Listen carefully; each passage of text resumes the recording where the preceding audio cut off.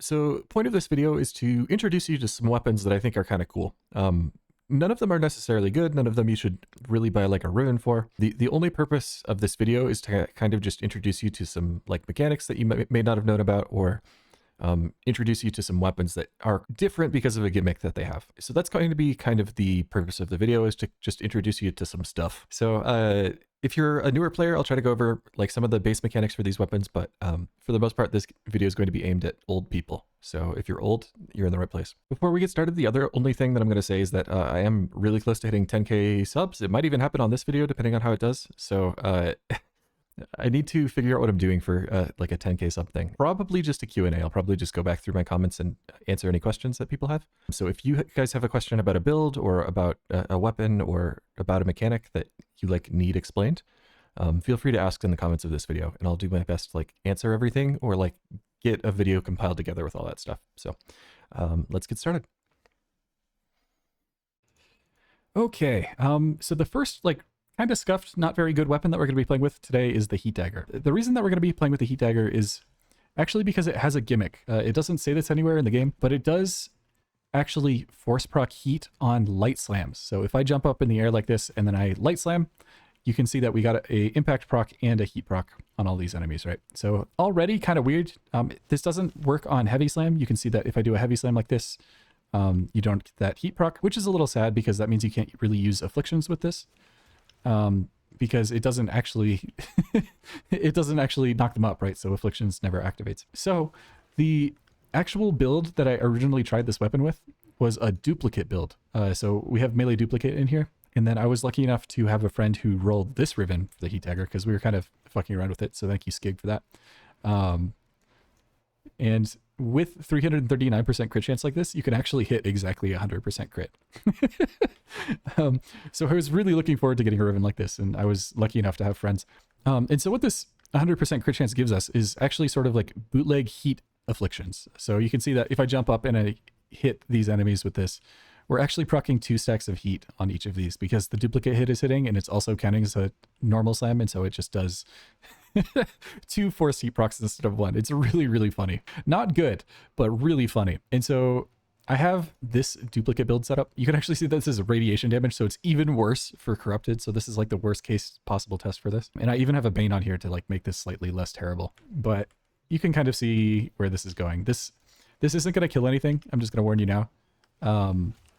Not really, but it does have a heat dot and it's pretty cool. But you can see that like even with a scuffed build like this, eventually this is going to kill things. It'll just take a little bit. It's just the initial hit is so low because it's radiation damage against corrupted that you're not really going to see this kill anything by itself, which is going to lead me to the next thing that you might not know, which is that Voruna actually got secretly buffed. Let me just look at a ability description here. You might notice that there's like a lot of stuff here, right? What I really want you to look at is the status chance and crit chance here. Notice that it says 100% for each, right? Previous to the last major patch, that wasn't actually real. So the status chance and crit chance buff, the way it actually worked is that if you had under 100% crit or under 100% status, it would try to set your status chance and your crit chance to 100%. So it would say, okay, you have 12% crit. What I'm going to do is I'm going to subtract 12 from 100, and then I'm going to add that 88% to your crit chance, and that'll be how much crit buff you get from Shadow of Dinar.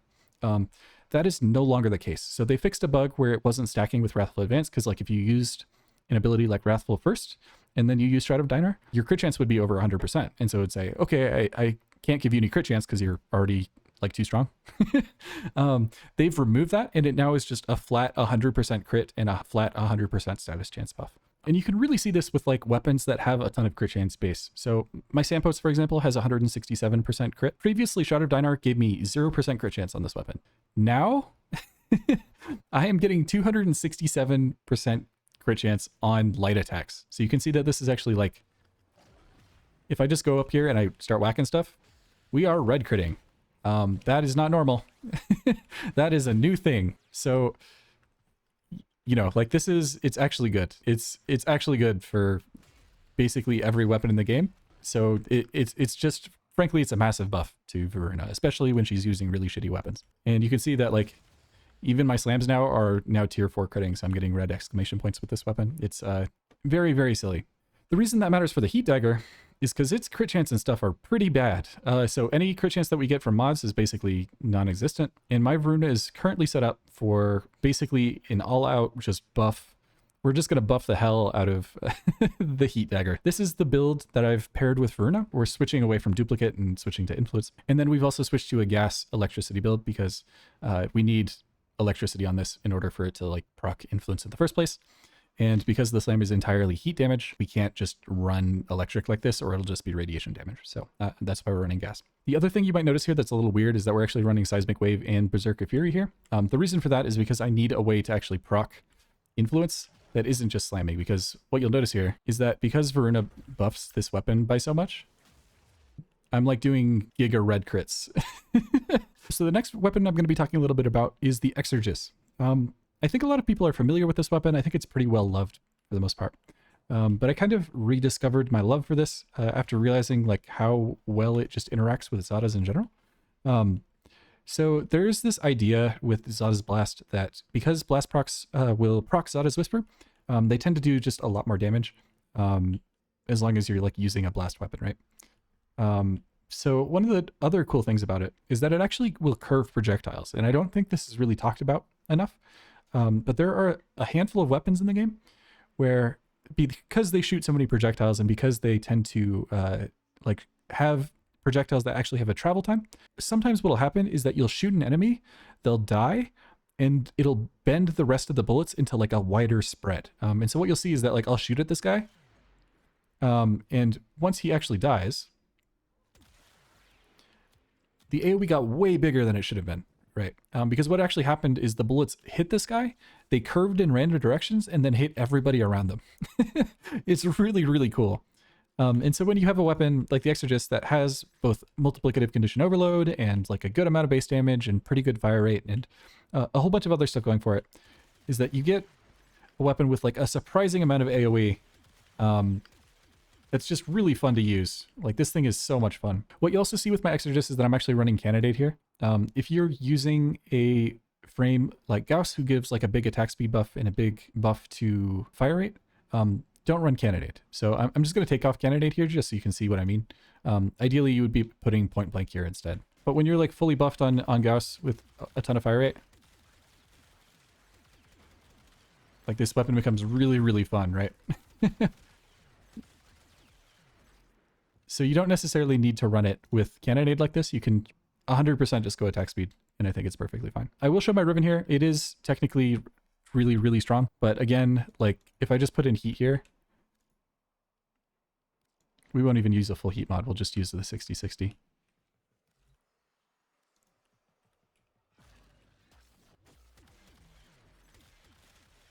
Like you can see this thing's still crazy, right? The Xata's interaction is what you should be paying attention to. Not that the Riven is crazy, or not that, you know, that the frame is going to be the best thing in the world with it. It's just Xata's plus blast plus travel time projectile. That's really all it is. This is a fun weapon. That's all I have to really say about it. Okay, so the next weapon that we're going to be talking about is actually the Dual Coda Torxica. This one's actually a good weapon. So what you're looking at here is this is a gas electric build. This is actually what I would recommend, either this or Viral Heat for most builds. And I'll kind of show it off in the quote-unquote better variation real quick here.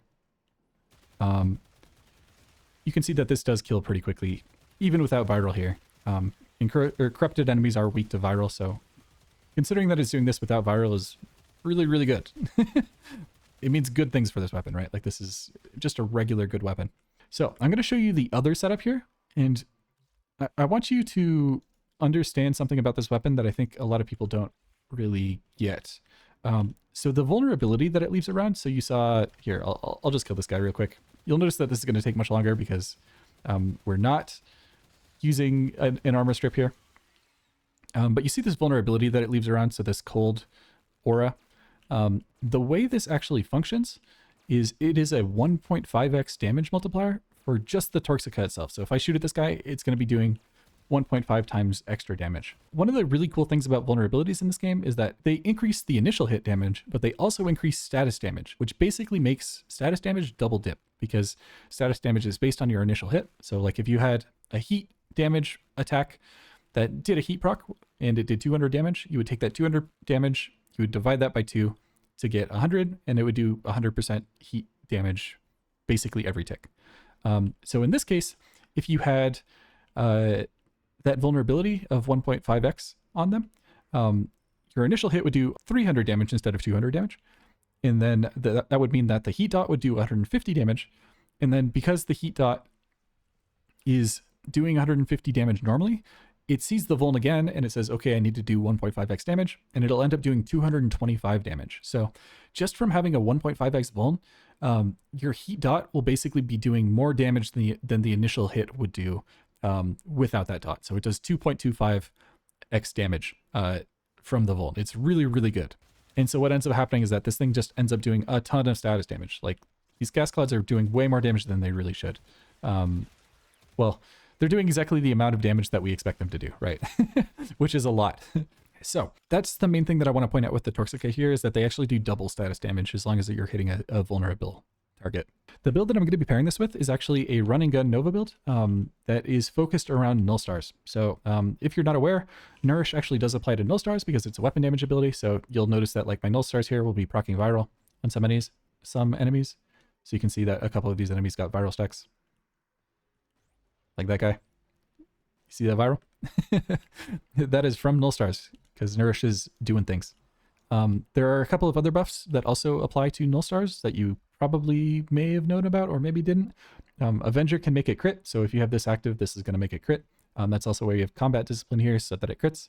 Vitality is doubling our heat dots from Nullstars, and then Arachne also applies to Nullstars, so this is just basically giving you 2.5x damage to your Nullstars.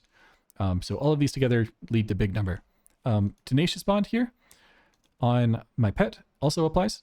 So this is how we're getting crit damage for the Nullstars.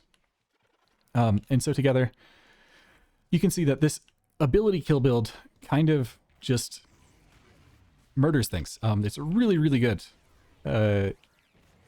Once it actually gets started and we start critting and everything, you can see that this is just going to do absolutely absurd amount of damage. Very, very, very good build, just by itself. If you want, you can also use holster amp and such to buff Nullstars even further, but I just find them annoying, so I don't. But what I want you to really think about here is that the Torxica, because of the way that vulns work, if you're building a weapon that does a lot of status damage already, Nova's going to double dip on them too. So you see how the priming effect here is a 200% damage vulnerability. So instead of doing 200% damage, what you're going to get is 2 times 2. So this is going to do 4x status damage on top of the 2.25x damage from the Torxica. And together we have Nourish. So our weapon actually does viral damage too. So we don't even have to build viral here. And so you can kind of get a build going that really leans into this interaction together with a weapon that already does pretty well by itself. Just really fun. So the next weapon that we're actually going to be talking about is the Sonicor. The reason I'm mostly going to be talking about this is because I rolled this Riven 5 times and got a really good one. I was talking to a friend and they mentioned that they couldn't get the weapon to work, and I was like, okay, I'm just going to max invest in this thing and just see if I can get something working. Something resembling a build here. You'll notice that I've gone basically pure heat here because we physically don't have enough space for more mods. And then I do have fulmination on here just so that this thing actually can hit enemies. And then I ran out of space. If you wanted to, you could replace Elementalist, but the reload on this is pretty bad, so I would actually recommend using Elementalist, if anything. Shot, as far as I know, does not work on the AoE at all, so I would not recommend using Shot over Hornet Strike here. My Riven is negative crit chance, but it doesn't matter because we're running Enervate. If you want to replace this with anything, I would say probably more elemental damage. If you could get more crit damage in multi-shot in like a reasonable way that wasn't a Riven, I would say do it, but we can't. So the other thing that I really want to mention about this weapon is that its base stats look absolutely atrocious, but these are actually lies. So the crit chance you see here and the crit damage, these two values are correct, but this 0% status chance, actually completely incorrect. The way this weapon actually works is that it has 2 parts. So it has the initial projectile impact, which does 150 damage. And then it has the explosion, which is base 50 damage, but actually has a 25% status chance. So total, this weapon does 200 damage and then has a 25% status chance. It doesn't proc status twice, basically. And then it says it doesn't have a fall off, which I believe is correct. So a really interesting weapon. Sure does exist. That's about the best thing I can say about it. So here's the weapon without buffs. If you're familiar with this weapon, you might mostly know it for its ability to throw enemies to Narnia and its ability to knock you over every time you use it. So the frame that I'm actually going to be pairing it with here is Rhino. And the reason that I'm mostly pairing it with Rhino is because it kind of needs the damage buffs to really succeed. But on top of that, like, you're immune to knockdown because you have Overguard. So basically everybody can use this weapon as long as they have a Rhino. You don't need Prime Sure-Footed necessarily. You can just kind of run a Rhino. So, really fun weapon. Really fun to just like throw enemies like this. I would mostly recommend it in like lower Steel Path if you're using a buff setup like this, or like not on Steel Path otherwise. Because the AoE is like so large that realistically, like you don't need... Yeah, you just kind of need to buff this to the point where it starts killing things, right? Like, look at how big this AoE is.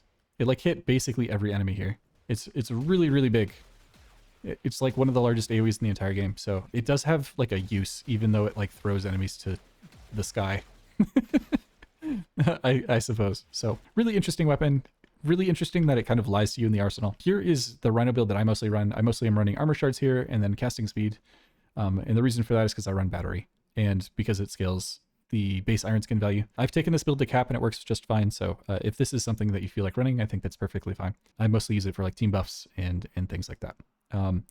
If you're using Sonicor specifically, you don't really need Piercing Roar. I just like it because being able to recast for like strength snapshots and things is really useful. So kind of a good idea. Okay, so the next build that I'm going to be showing off is actually Vadarya Prime. And I think most people are familiar with the variation of this build where you actually build Acuity. So this is like a Blast Acuity build. And the basic idea is that you just like headshot something.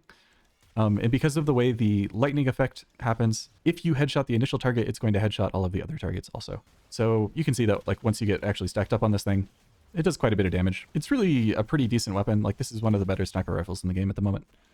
And you know, there's honestly like not that many weapons that really scale with Acuity like this. So it's pretty fun. So the Acuity build is like a good time. What I've found though, is that I actually tend to like multi-shot builds for this weapon better. And the reason for that is because I think there's like, I think intuitively this will make sense once I say it. But people don't really think about this necessarily. And that's that if you shoot the Vadarya at something, it technically rolls status twice or, you know, up to 4 times. Because if the lightning goes off 3 times on top of the initial hit,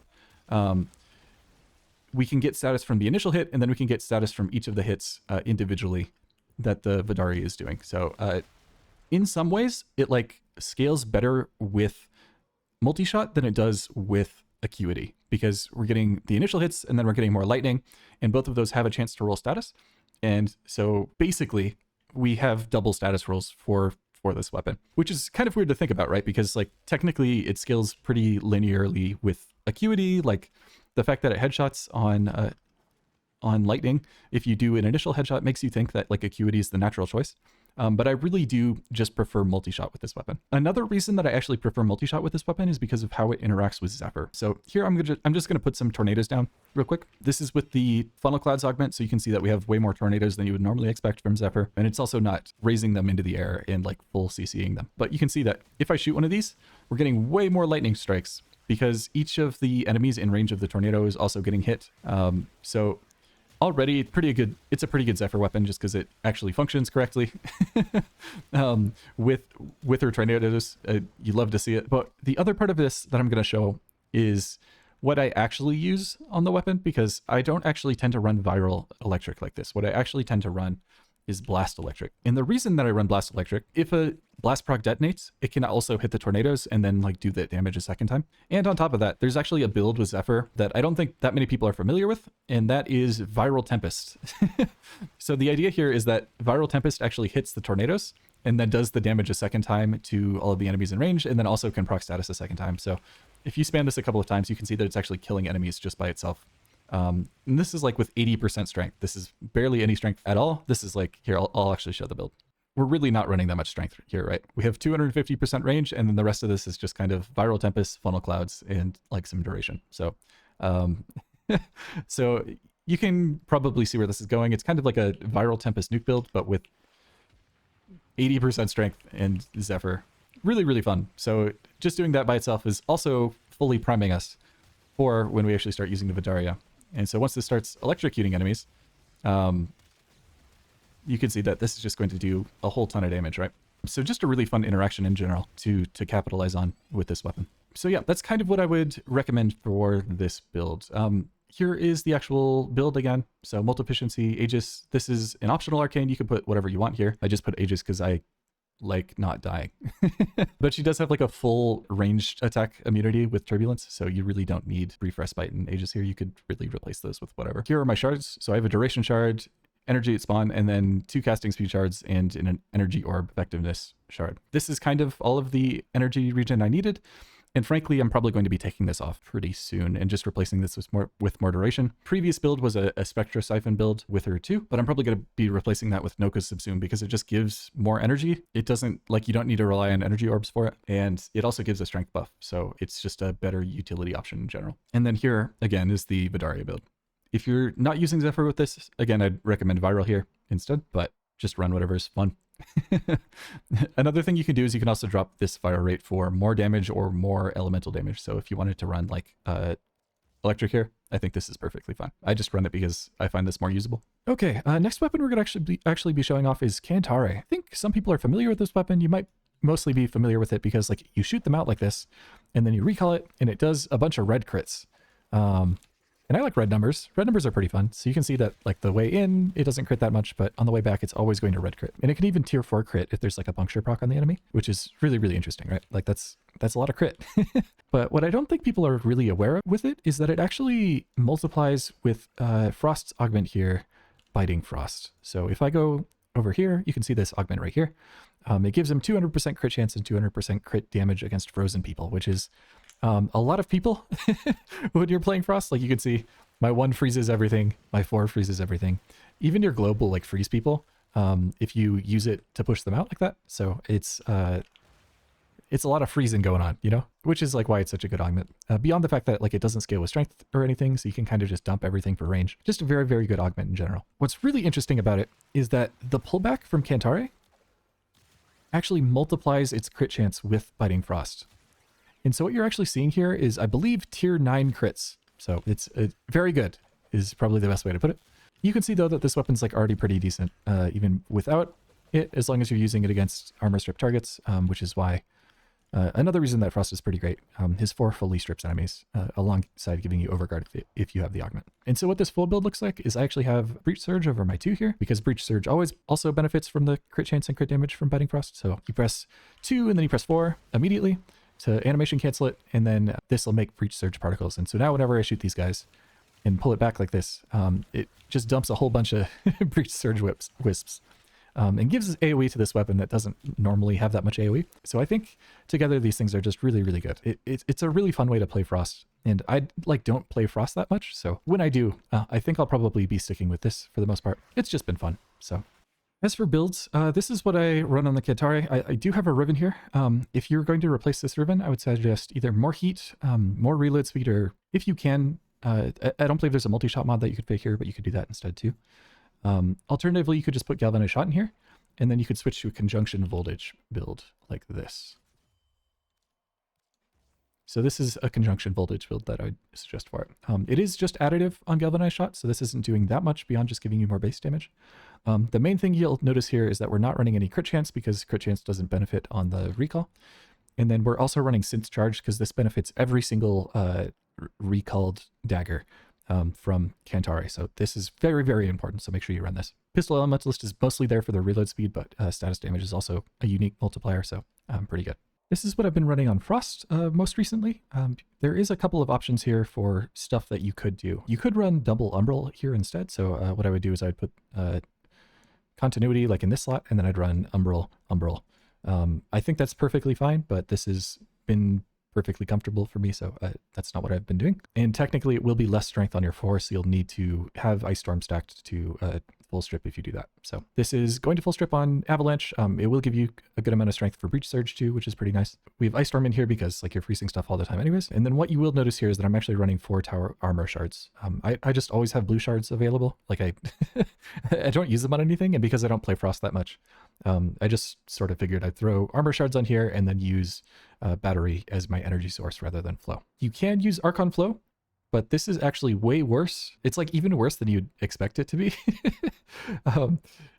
This gives you 1 energy orb every 10 seconds. And if you get 1 health orb every 10 seconds, it's worth double the amount that flow is in terms of energy orb like production. And more realistically, you'll probably have like synth charge on a companion. So like if you had like a worm or a Dariga or something equipped, and you had synth deconstruct, this health orb spawning is going to very quickly outstrip any energy regen that you would get from flow spawning orbs. So just something worth considering. I think flow is really bad. Archon flow is like such a not ability that like I don't know, it's just really not that good. So even though it like looks like it's decent, I would recommend against running it. Another thing that's probably worth mentioning is that if there are enemies that are near you that are frozen, you actually get armor from that, which means you get energy max from that. Like you can see, so my arcane battery amount is up here in the corner. So I have 365, which is already more than flow, just in case you're not aware.